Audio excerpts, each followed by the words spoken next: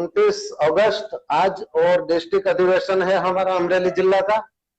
भारत भर में 29 और 30 अगस्त का जो जिला अधिवेशन लगाया गया है विद्यार्थी मोर्चा की ओर से, तो इस अधिवेशन में हमने जो विषय दिया गया है ये बहुजन विरोधी नई शिक्षा नीति एक गंभीर विश्लेषण, और दूसरा विषय है युवाओं का अंधकारमय भविष्य और बढ़ती बेरोजगारी, एक विश्लेषण।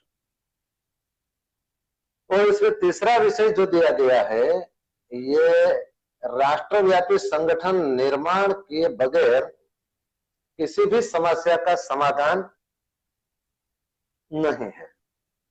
इस तरह का यहाँ 3 सब्जेक्ट दिया गया है, 3 विषय दिया गया है।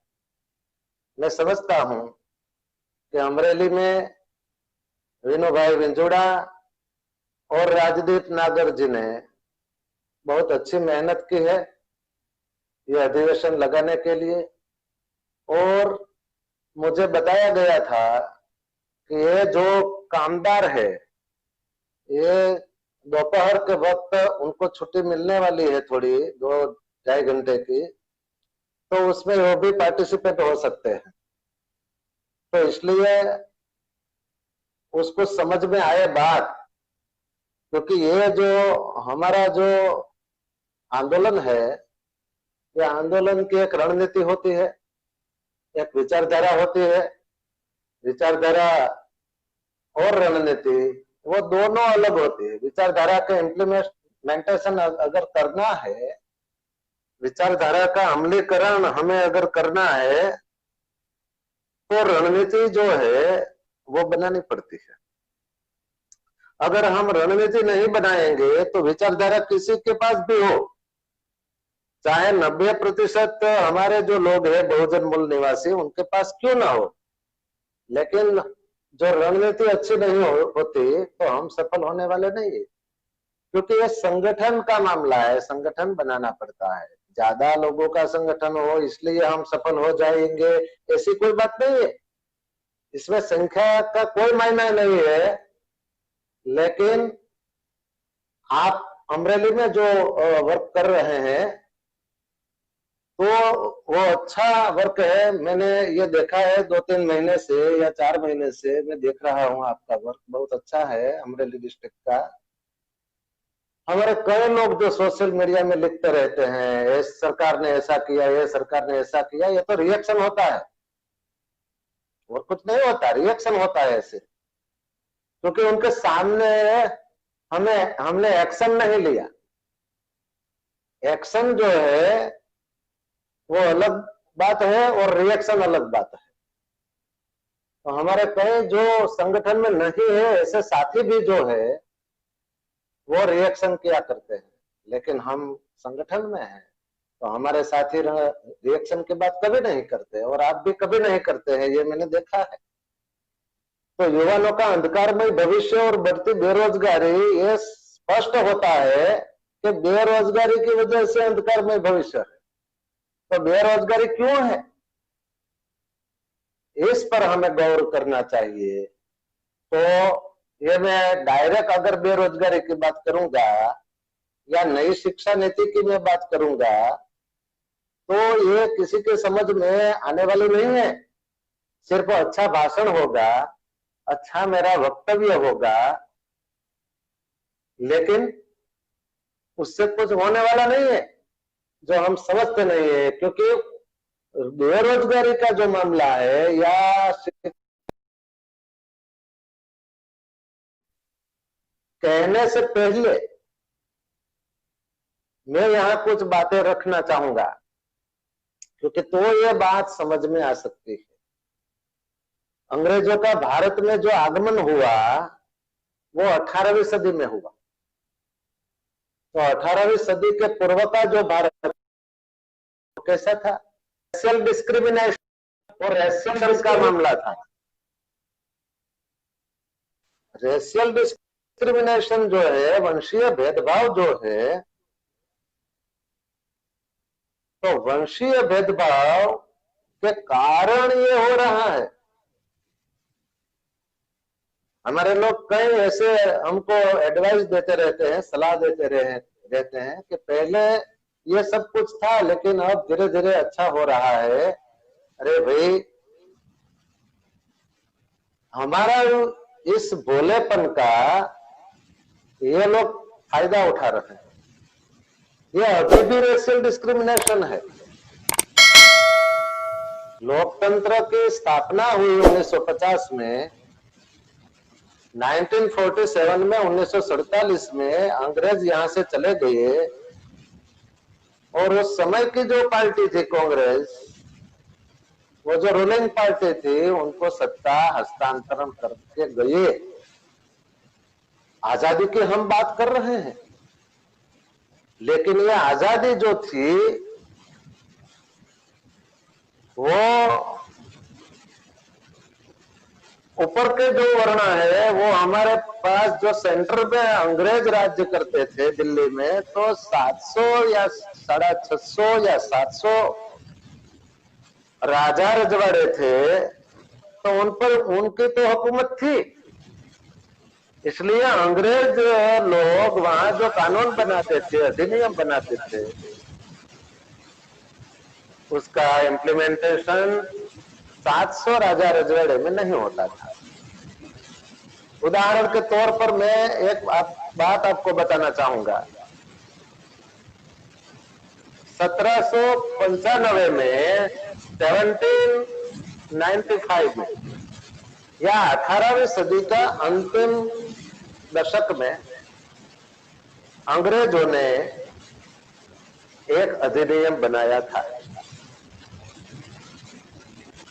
तो यह अधिनियम ऐसा बनाया था कि भारत के सभी लोगों को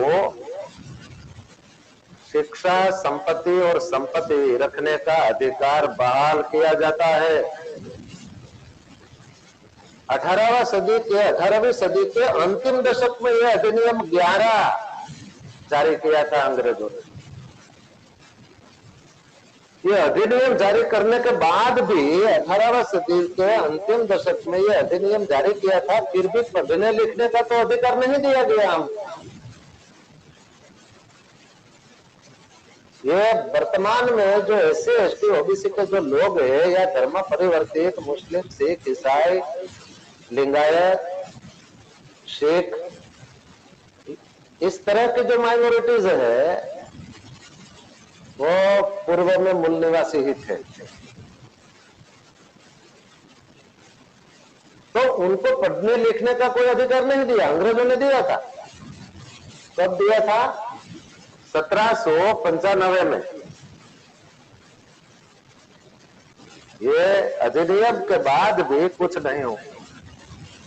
उसके बाद 1805 में, 1818 में, 1833 में कई दफे ये कानून पारित किया अंग्रेजों ने, फिर भी हमको कोई उनका बेनिफिट नहीं मिला।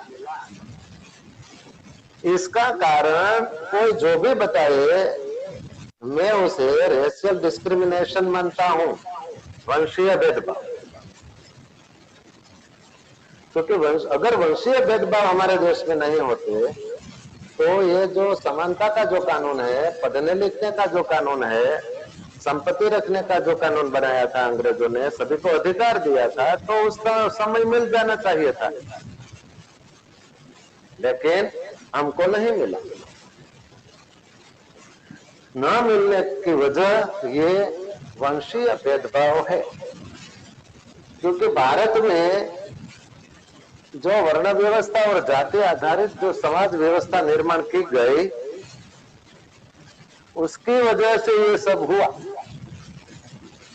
क्योंकि समाज व्यवस्था इस तरह रखे कि ऊपर के जो वर्ण है उनको बेनिफिट मिलते रहते थे, और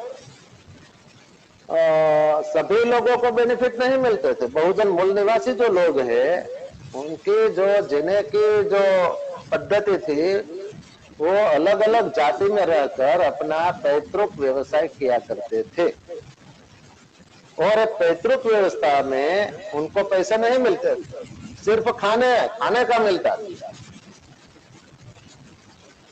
इसलिए अंग्रेजों जो भारत में आए तो इस तरह यहाँ 1856 में उन्होंने यूनिवर्सिटियां बनाई।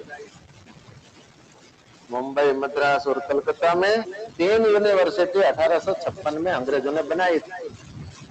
लेकिन हमको अभी तक ये मालूम नहीं है कि वहां SC, ST, OBC के लड़के पढ़ते होंगे। ऊपर के जो वर्ण के लोग थे वो सभी लोग पढ़ते थे।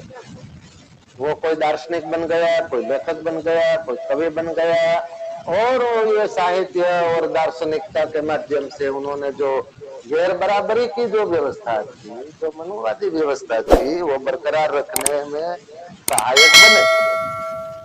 लेकिन ज्योतिराव फुले जो थे वो 1848 में उनका कार्य शुरू हो गया था, ज्योतिराव फुले का। और ज्योतिराव फुले का जन्म तो 1827 में। तो 22-23 साल की उम्र में ज्योतिराव फुले ने ये अपना आंदोलन शुरू किया था। ये आंदोलन जो है ये वर्तमान में जो SC, ST, OBC के जो लोग हैं, और उस समय उसे शूद्र, अति शूद्र ज्योतिराव लिखा करते थे। तो शूद्र और अति शूद्र वर्ण व्यवस्था में जो शूद्र है वो OBC के लोग हैं वर्तमान में, उनको हमने शूद्र नहीं बनाया। उस धार्मिक ग्रंथों में ऐसा लिखा है। वो धार्मिक ग्रंथ कौन लिख सकता था, संस्कृत इस समय कौन जानता था, ये पता लगाना चाहिए। और अस्पृश्य वर्ग जो है वर्तमान में अनुसूचित जाति के नाम से जाना जाता है, और आदिवासी लोग जो है जो जंगलों में निवास करते थे उनको अति शूद्र कहा। लेकिन ये जो जंगल में निवास करते थे आदिवासी लोग, वो अति शूद्र से भी बच गए, क्योंकि वो तो जंगल में रहते थे, गांव में नहीं रहते थे। इसलिए लोग गांव के बाहर जो रहते थे उनको अति शूद्र कहा और माना। अंग्रेजों ने सभी भारतीयों के लिए अधिकार दिया।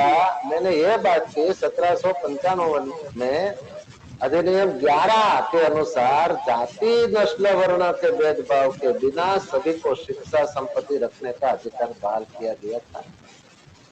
और उसके बाद अंग्रेजों ने स्कूल कॉलेज भी खोले, क्योंकि वो चाहते थे कि ये भारत बड़ा विशाल देश है, यहाँ की जो प्रजा है, पीपल है यहाँ के, वो अनपढ़ और गंवार है, उनको पढ़ाना चाहिए। इसलिए अंग्रेज लोग ने स्कूल, शाला, कॉलेज खोले। लेकिन दुश्मनों ने इतिहास में ऐसा लिखा कि उनको क्लर्क की जरूरत थी, इसलिए हमको पढ़ने लिखने का अधिकार दिया।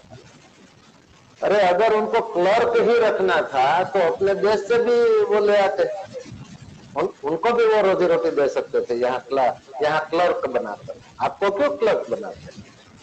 लेकिन रियलिटी ये है, वास्तविकता ये है कि अंग्रेजों ने ये देखा कि यहाँ भारत के जो लोग हैं वो जाति और वर्ण में बांटा हुआ वर्ग है।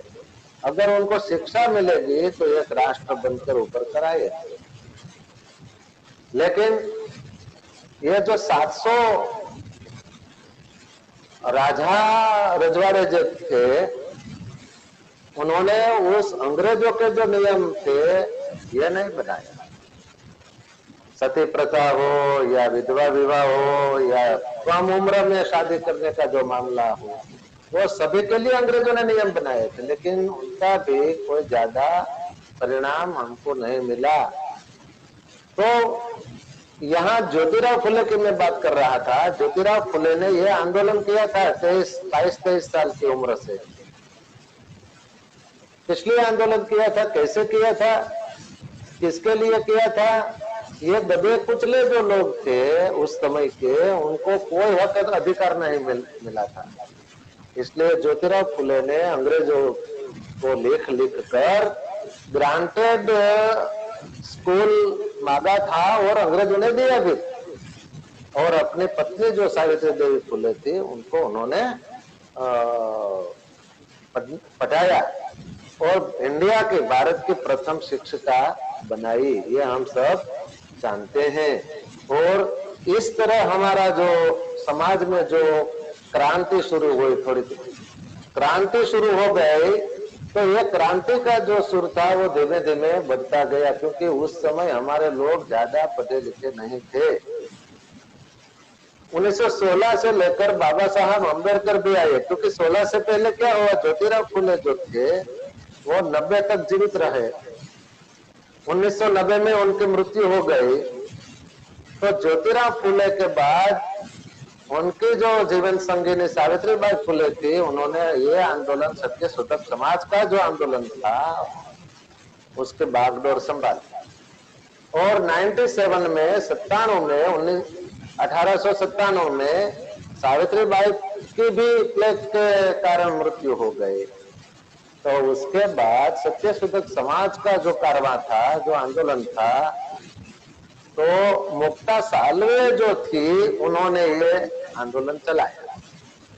मुक्ता सालवे के बाद साहूजी महाराज जो राजा थे, उनका मुख्य सचिव जो थे वो भास्कर राव जाधव थे। और भास्कर राव जाधव के माध्यम से, क्योंकि साहूजी महाराज तो खुद राजा थे इसलिए वो आंदोलन नहीं कर सकते थे, तो भास्कर राव जाधव के माध्यम से अपने समाज का आंदोलन जारी रखा। इस तरह ज्योतिराव फुले का जो आंदोलन था वो आगे बढ़ा।